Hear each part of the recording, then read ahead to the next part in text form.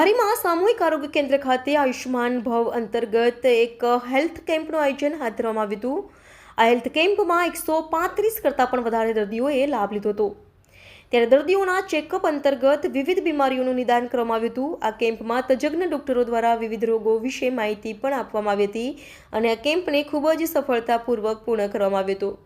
Bureau report Tinubhai Laliya સાથે યોગેશ ઉનડકટ, નમો Gujarat news, Amreli.